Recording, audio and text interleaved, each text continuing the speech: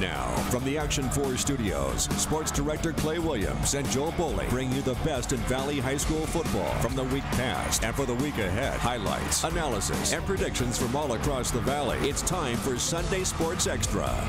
Hello and welcome to Sunday Sports Extra, playoff edition. Week 1 is down. 8 games left coming up this week in week 2. 10 teams left. Joining me as always, Action 4 sports reporter Joe Bowling and our special guest this week, Mike Gonzalez from the Mid-Valley Town Crier. Thanks for joining us, Mike. Thanks for having me, Clay. All right, let's get to what everybody wants to know. What's next? What's coming up this week? Let's get you to the week 2, the area round playoff schedule. Let's start with 6A Division 1. Weslaco will take on the Longhorns of Laredo United. That game will be at the Rock Pile. That's what they like to call Alamo Stadium, the largest high school football stadium in the United States of America. Yeah, just for high school. That's right. It's a giant bowl. It's in San Antonio. That's 7 o'clock on Saturday night. Los Fresnos will take on Del Rio. That game will be Friday at Cal Allen's Wildcat Stadium. 6A Division 2.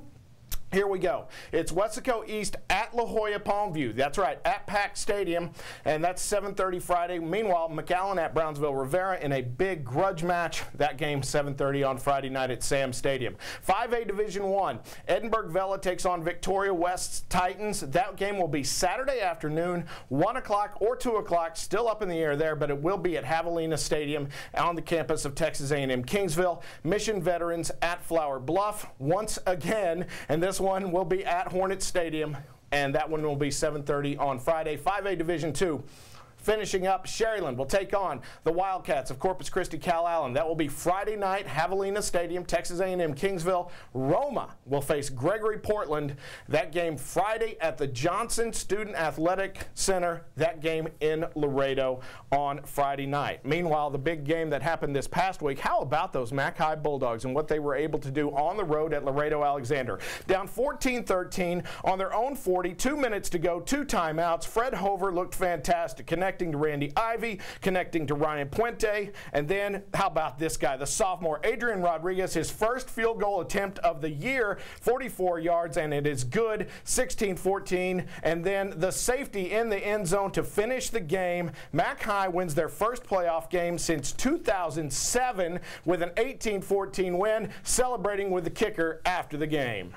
You're getting up to this point. You're not probably not going to believe this, but that's the first field goal he's kicked all year. He's our kickoff kid, and we got another kid that kicks our PATs and field goals, but this kid's got a better leg. First time, it was a dandy. What do you say to him on that last time out when they tried to ice him? I didn't say one word to him. Wow, what a way to finish a game. Joe, you were there. Your thoughts? I thought it was cold, first of all, and it's like anything can happen. And I kept saying, anything can happen in this football game. And when they punted away with 4 minutes to go, honestly, I thought this possession offense of Laredo, they're not going to get it back. But Coach Brewer knew better. He believed in his kids, and sophomore, hey, go kick that, will you? I'm telling you, he was warming up, okay, right next to me warming up in the little box there. He was clanging him off the side of the box. He was so nervous during that, and that's like 6 feet away, and then he bangs that in. Good job there by the sophomore. No nerves when he got into the game, however. An interesting side note in this story, Fred Hover, who did not play the week before, week 11 in the regular season, did start this game, but then was pulled in the second half, and that ankle injury coming back up again. Caleb Youngblood did fine in for Mac High, but they trailed, and then Hover comes back in and does it again. Mike, your thoughts on this? I mean, it doesn't seem to matter who comes in, but Hover definitely the guy who sparked that final drive. Without him, I don't know if Mac High would have come back to win this game.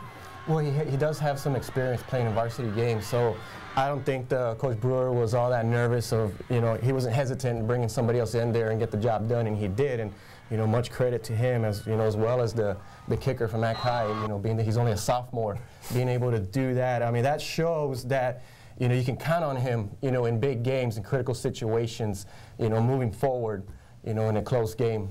Yeah, speaking of close games, how about another close game for the team that's going to be playing Mac High this week? That was Brownsville Rivera. They were up most of this game, but PSG North had an incredible comeback at the end. Dylan Montemayor gave North their first lead of the game at 42-41 with just 1:15 left in this game. But then here comes Rivera. Danny Elizondo, yeah, that guy again, this time to Augie Martinez. Augie Martinez takes it into the end zone for the eventual game winner, and Brownsville Rivera comes up huge in this game with the win. That is 6 straight wins for this Rivera Raiders team, Mike. They just keep on getting it done. The amazing thing, Clay, is that for the past 2 years, Rivera has started the year 4-6, upset McAllen in the bi-district round.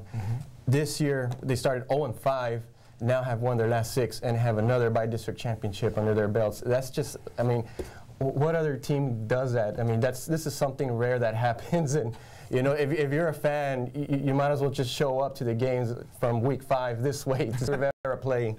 Yeah, now I know one thing you're worried about, Joe, is that Rivera looked so good through 5 weeks on defense. They allowed PSG North to get back in this game. This is 2 weeks in a row, and suddenly you're looking at the scoreboard saying, wait a minute, where's all these points coming from against this defense? And I've been singing this song all year long. You want to win deep in the playoffs, you got to have a defense, which I was with you all the way. But what's going on now? I don't know, but the bottom line is they're finding ways to win football games, and they know they've got a defense that can make some big plays. Who knows? Welcome to the show, the offense, and let's see what happens. Right now, Mac High is chomping at the bit because all they have been thinking about for the last 12 months is how they lost at the hands of Brownsville Rivera in the first round of the playoffs last year. You know, they hadn't won a playoff game since 2007 until they just did it this last week. Now it is Mac High at Rivera at Sam Stadium. Let's go ahead and make our picks on this one. Mike, who have you got winning? I got to stick with the Raiders. They're hot. They're playing their best ball. Yeah, I know the Bulldogs are thinking revenge in their minds, but I don't know. With Coach Tom Chavez, he's a veteran coach. He's been in many playoff games. I'm going to stick with the Raiders. Fred Hover is he's going to fight hard, but he's hurt. And a hurt quarterback, Tom Chavez is going to come after. And a full game to prepare for it. I'm going to pick Rivera at home. Yeah, until somebody proves that they can stop Danny Elizondo running or passing, I'm afraid I'm going to have to go with the Raiders on this one as well. Extra points for Rivera for being at home. Sam Stadium hosting a playoff game. That will be a good one. Meanwhile, La Jolla Palmview went on the road last night for their very first ever playoff game, taking on Laredo LBJ, also playing in their first ever playoff game. The Lobos were down 14-0, but the trick play, the lateral, downfield to Abel Torres, that was a huge first down that might have been the turning point of this game, because a few plays later, Jose Bernal takes it into the end zone, his only carry of the half, and the lead was cut in half, 14-7. And the Lobos kept up the pressure, this time on special teams. The ball pops loose from the runner. Diego Salinas there for the recovery. Lobos definitely have some momentum, and they take advantage of the turnover. Andrew Punte off of the play action finds Roger Cantu. Roger Cantu is going to fight and fight and fight and finally make it in. And Palmview wins this game. 21-17 is the final. Guys, this cements it for me. Mike Gonzalez is the coach of the year. Yeah, he's gotten to play 7 games at La Jolla Stadium where they're 6-1, but it's not like they've been blowing out teams. Their average score there at Pack Stadium, 25-18. But, Joe, they get to play another game there this week at La Jolla Pack Stadium. And look at that, allowing just 18 points a game. Defense, here we go, back to the same song, and they're going to take on a team that had better be ready for them, because Palmview does play well there. And now with this win, look out, momentum on your side of the home team. It's hard to believe that just last year, Mike Gonzalez was the interim head coach, and now what he's done in a turnaround for this team, you know, they've done it basic. They've done it with defense, they've done it with running the ball and controlling the ball. You can't ask for more than that. It's team ball. Teamwork starts with the off season, then you go into training camp, and then you start winning some games in non-district and then in district, and then as that happens, so does confidence.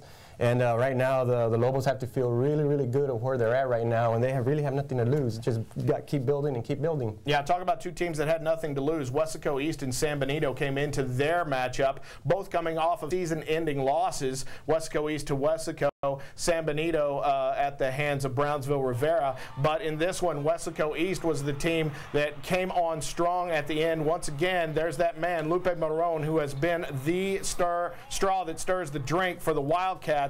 Their offense was good, but as good as Marone was, maybe Darren Rivas was even better. Look at him fight. This is a tough quarterback, guys. And now Weslaco East takes on La Jolla Palmview in Palmview. This is a smash-mouth football game.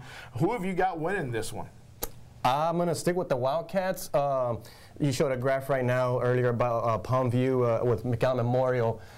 Trevor Spates in that game, I think, had over 200 yards rushing against the Lobos. Now they're taking on Lupe Marone, who has a capability of putting up those big numbers as well. I'm sticking with the Wildcats. I think they'll win this game.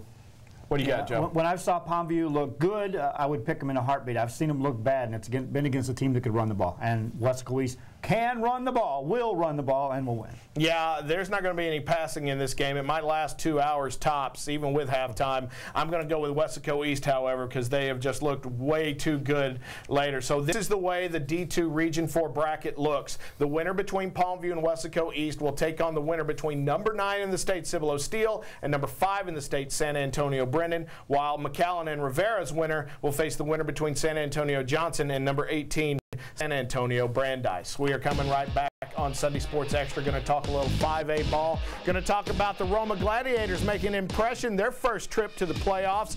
And how about those Sherryland Rattlers? Dominant, dominant, dominant. We hear from the Rattlers next.